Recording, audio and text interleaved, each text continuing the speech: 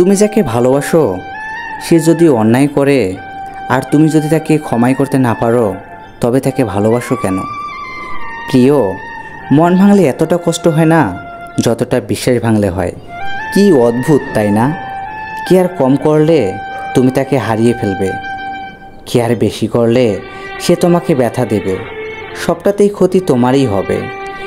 অন্যের চরিত্র তারাই বিচার করে যাদের চরিত্রে ঠিক থাকে না। আপনি যদি কারো কাছ থেকে খুব বেশি আশা করেন, তবে একদিন সেই প্রত্যাশা নিয়ে নিজেই ভেঙে পড়বেন। কেউ ব্যস্ত নয়, যার তোমাকে যতটা প্রয়োজন সে তোমাকে ততটাই গুরুত্ব দেবে। হ্যাঁ, এটাই বাস্তব। জীবনের সব ঝগড়া ইচ্ছে নিয়ে। কেউ দুঃখ চায় না, কেউ কম চায় না। যখন কারো প্রতি ভালোবাসার সীমা ছাড়িয়ে যায়, তখন সেই ভালোবাসার সুখের চেয়ে দুঃখ বেশি দেয়। আপনি কখন সঠিক ছিলেন তা কেউ মনে রাখে না, কিন্তু আপনি কখন ভুল ছিলেন তা সবাই মনে রাখে। হ্যাঁ, জীবনের সবচেয়ে বড় ত্যাগটা যার জন্য করবেন, একদিন তার কাছে সব থেকে বেশি মূল্যহীন হবেন। যারা কষ্ট বোঝে সেই সমস্ত মানুষগুলো কখনো কষ্টের কারণ হয় না। বর্তমান পৃথিবীতে অন্যকে সাহায্য করার মতো সময় কারও নেই, কিন্তু অন্যের কাজে বাধা দেওয়ার সময় সবারই আছে। জীবনে যখনই আপনি সঠিক পথে হাঁটবেন, ঠিক তখনই আপনাকে থামানোর জন্য মানুষের একটি প্রচেষ্টা থাকবে। মানুষ যখন আপনার সাথে প্রতিযোগিতা করে পেরিয়ে উঠতে পারে না, তখন তারা আপনাকে ঘৃণা করতে শুরু করে। আমরা যাকে সবচেয়ে বেশি ভালোবাসি, তারই সবচেয়ে বেশি ক্ষমতা আছে আমাদের কাঁদানোর। যতদিন তোমার পকেট ভর্তি টাকা থাকবে, পৃথিবীতে জিজ্ঞাসা করবে, ভাই কেমন আছো? বর্তমানে আপনি যদি কোনো মানুষের ভালো করতে যান, তবে সে আপনার শত্রু হয়ে উঠবে।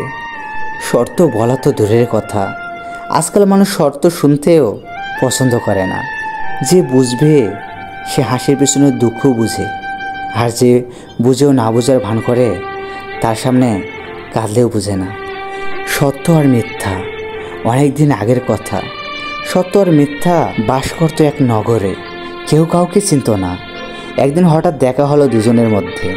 অবশেষে তবে আমাদের দূরত্বের 5 মাস অতিক্রম হতে চলল, হঠাৎ তোমার সাথে দেখা।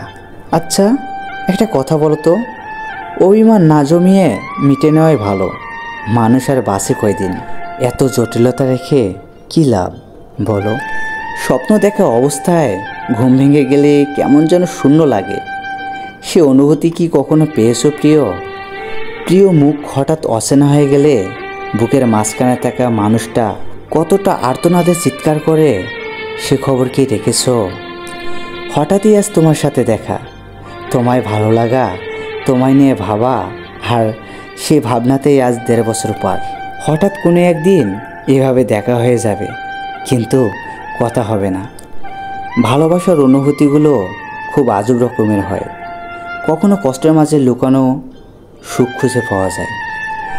ভালোবেসে যারা জীবন দিয়ে চলে গেছে তারাই ভালো করেছে, তা না হলে প্রতিদিনই নতুন করে মনের মরণ হতো। কাউকে একবার মন থেকে ভালোবেসে দেখো, তাকে ছাড়া বেঁচে থাকাটা মৃত্যুর চেয়ে অনেক কঠিন মনে হবে।